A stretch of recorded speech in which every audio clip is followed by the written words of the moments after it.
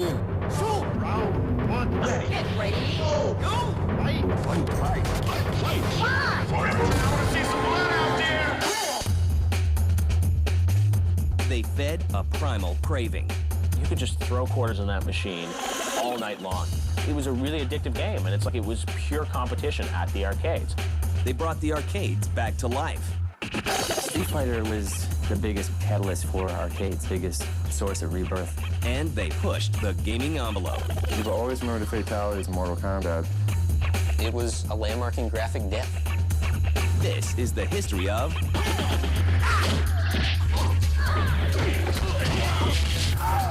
fighting games. Flawless victory.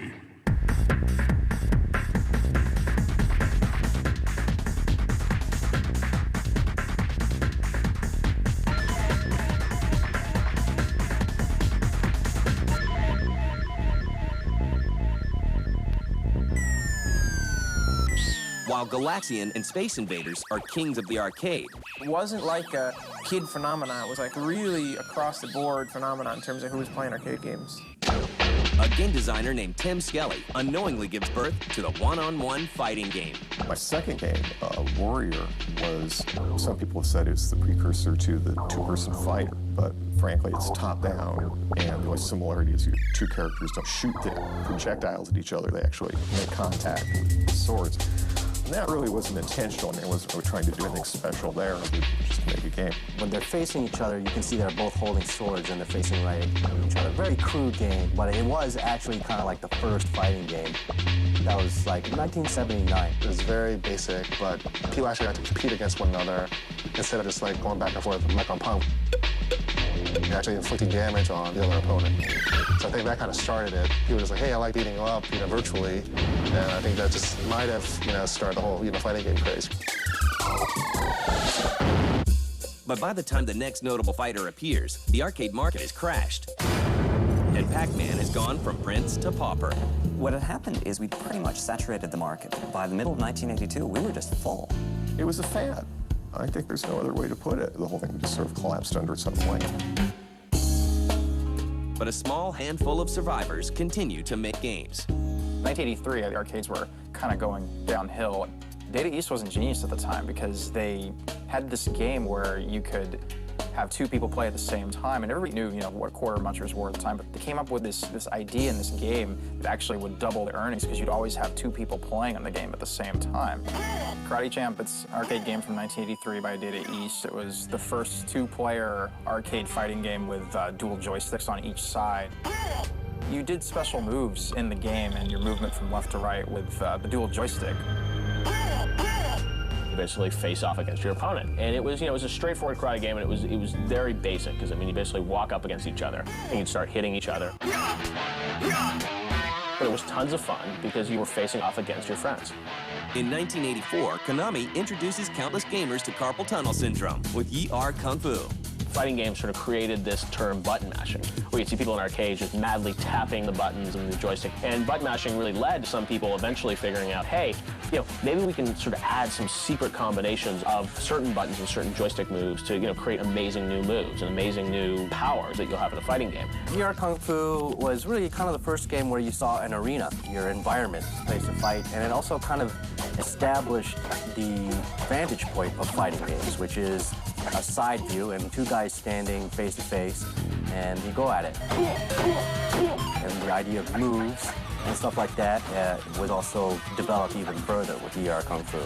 Like a young Kung Fu student studying the ways of his enemy, Capcom pays close attention to their competitors' success. Capcom ended up taking a good look at Karate Champ and taking an even better look at ER Kung Fu and decided that they should combine the two. To beat Data East and Konami at their own game, Capcom jumps into the fray with the release of Street Fighter in 1987. The biggest fighting game that really started the genre in a big way was Street Fighter. Well, Street Fighter had these amazing graphics. At the time, this is 1987, mind you, but Street Fighter had a group of characters. You just couldn't use any of them except for Ken and Ryu, and you're on this quest now. I mean, you're trying to fight all these fighters from all over the world. So now, with that embedded in your head for a second, fighting all these players all over the world, you have like a goal in mind. I was walking around the arcade, and a bunch of people were just hanging out by this one game. I was like, Street Fighter, what's Street Fighter? And then these cool characters, dragon punches. Right when I saw we did a fireball, like, whoa, it's cool. Street Fighter has gamers virtually pummeling each other in arcades across America. But what Capcom does next will hit the arcade scene with the force of a sonic boom.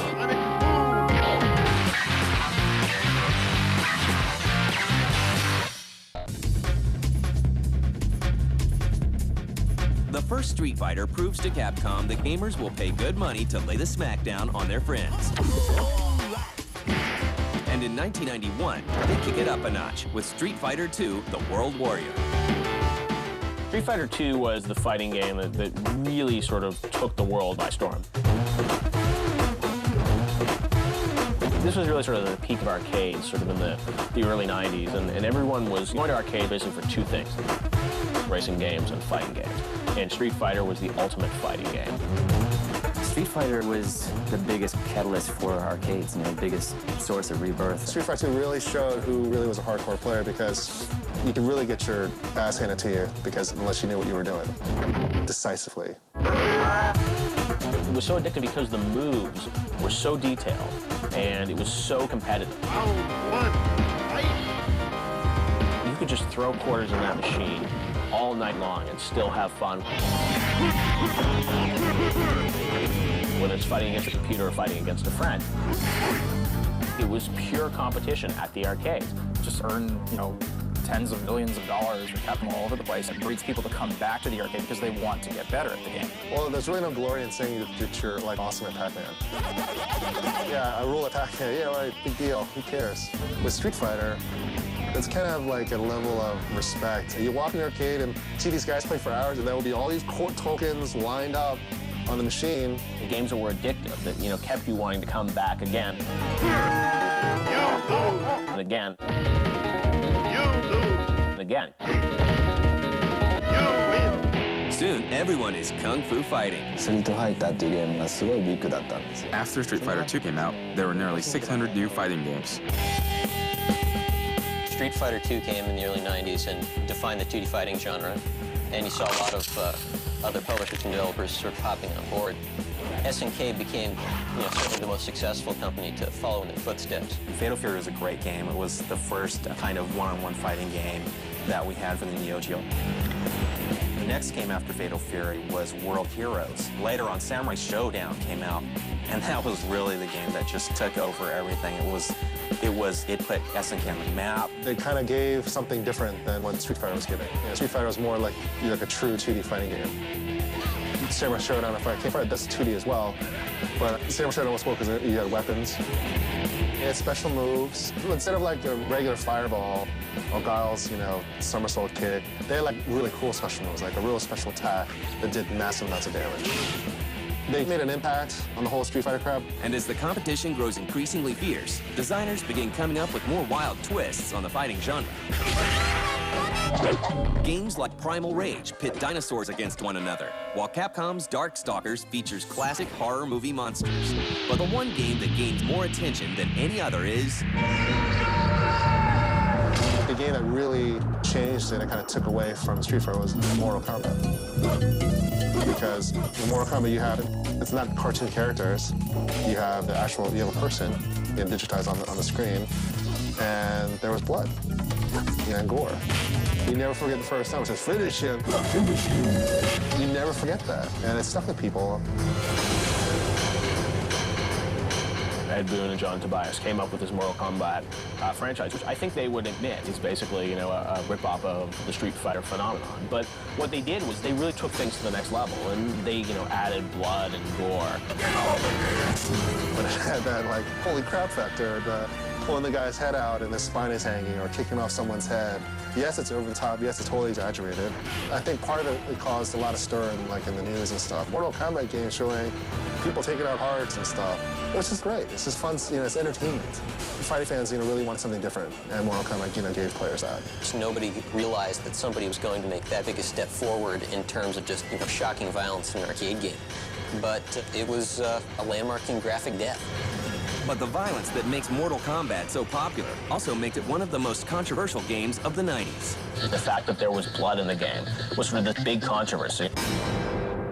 There was concern about these games and members of Congress talking about video games being the sort of decline and fall of Western civilization and destroying our youth and leading them down the path of no good. I hope you walk away with one thought today, that if you don't do something about it, we will.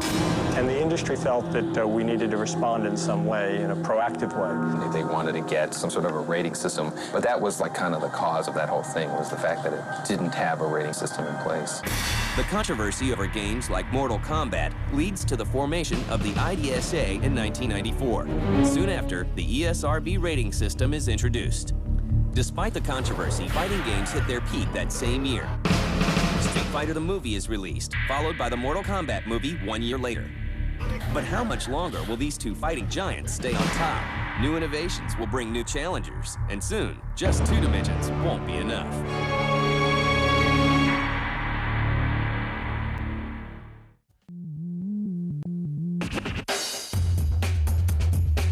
By 1993, 2D fighters are everywhere. While the makers of Street Fighter and Mortal Kombat churn out sequel after sequel, Sega's Yu Suzuki works on a new kind of fighter. The president of Sega realized that Capcom had a fighting game called Street Fighter 2 that was very popular.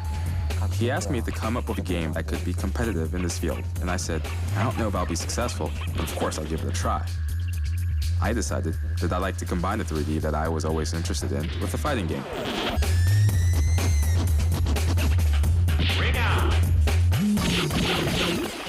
Oh, wow. The early pioneers in 3D fighting games, you have to speak about Yu Suzuki and the Virtua Fighter series. Just when that came out in the arcades, it was astounding. People had been used to fighting in 2 dimensions, moving back and forth and maybe jumping over one another, but not actually moving in 3 dimensions. And seeing fighters who had depth, it really was a revolution. The Virtua Fighter really opened up a can of worms because they opened up a whole new realm of possibilities for the player. It was a coup for Sega because it was just brilliant. What was great also was each character had a real technique. I mean, it was Taekwondo, it was Kung Fu, it was, Thai kickbox, whatever it was wrestling, it was like a real thing, drunken style. And it was just very, very, very cool. And just like with the 2D craze, other companies come out with their own clones. Virtua Fighter really birthed this whole 3D fighting revolution, which was then followed on by, games like Tekken. All those games really took this 3D fighting methodology to a whole new level. Tekken kind of concentrated on the story of Heihachi and Jin, like the Mishimas, and a lot of stuff going on with those characters. And it seemed like every single Tekken, you wanted to know what was going on with the storyline. Tekken, it has that whole techniques, the counters and stuff, but it's much faster than Virtua Fighter. And I think people who are jazzed about the Street Fighter games. There's is there a 3D fighter out there that's kind of more for our fighting style? And I think Tekken was that game. And other companies like Tecmo, they just took the ball and absolutely ran with it. And you can see that in Dead or Alive. I like Virtua Fighter, but if I use different ideas to describe it, I would say it's an old traditional sushi restaurant. And on the contrary, DOA is like a sushi bar with roller skating girls serving wasabi on the sushi. It's fun. As competition between fighting games grows increasingly fierce, developers jump through hoops to draw in gamers.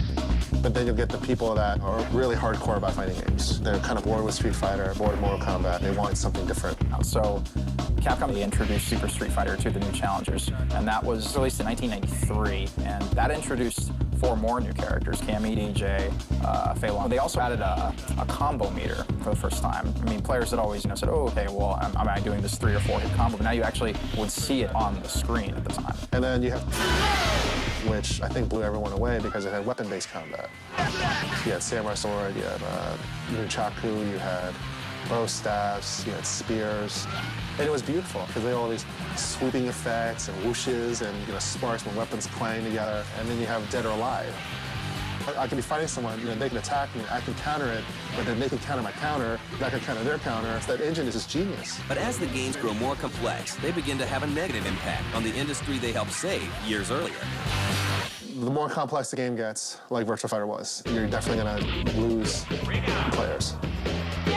By moving anything to 3D, there's obviously the risk of making a game too complicated or, adding too many buttons. And I think there have been some fighting games that just, are just not fun because there's so much to do or the learning curve is so high. These were games that took a lot of coordination, and it excluded two major classes of people. The casual gamer, the businessman that wanted to play on his lunch hour, and women. The problem with fighting games was that, there was a period of maybe like a year where anyone could get into fighting games, and after that, it was hard for somebody new to walk in the arcade and not just get their ass kicked, and just get laughed out of the place. So it kind of kept new people from getting into it after a while. As the arcade market declines again, fighting games will have to find a new place to call home.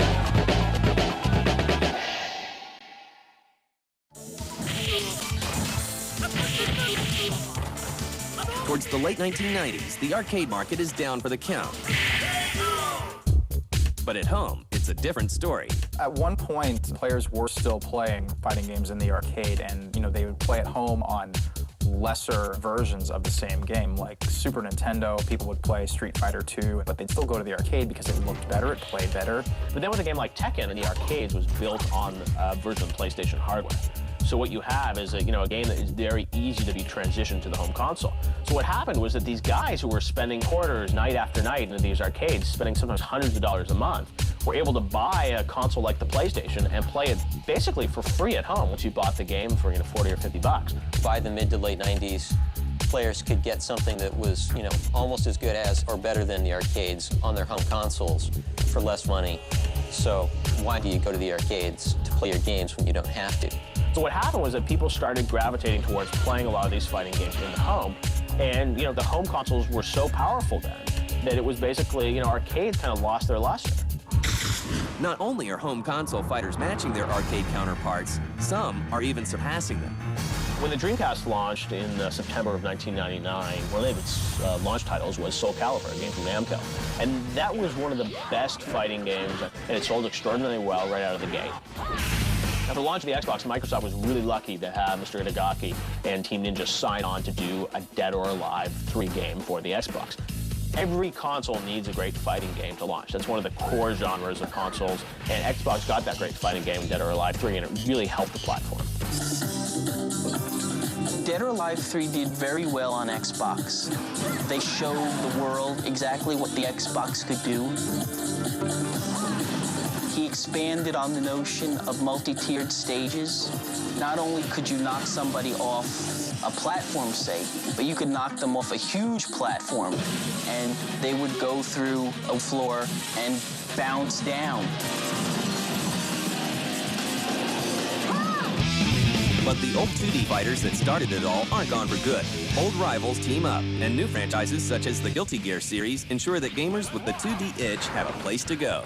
3D fighting games have been a focal selling point now in the fighting game genre. I mean, a lot of players don't want to hear about that. I mean, they still love 2D games. I mean, even me personally, I prefer 2D fighters. I think the best 2D fighter out right now is Guilty Gear X2 Reload. Capcom had suffered some reversals. Street Fighter 3, for instance, was not a big success in North America. SNK's later King of Fighters games, 99 and beyond, got kind of a mixed fan reaction. So they got together and decided to, let's settle our differences and give fans what they want. So they created a lot of different crossovers, Capcom vs. SNK and Capcom vs. SNK 2, which were straight 2D fighters. Today, fighting game tournaments such as the Super Battle Opera Championships and the Evo 2K competitions feature both 2D and 3D fighting games. Thousands of players from all around the globe duke it out for cash prizes and pride. Meanwhile, fighting games continue to evolve.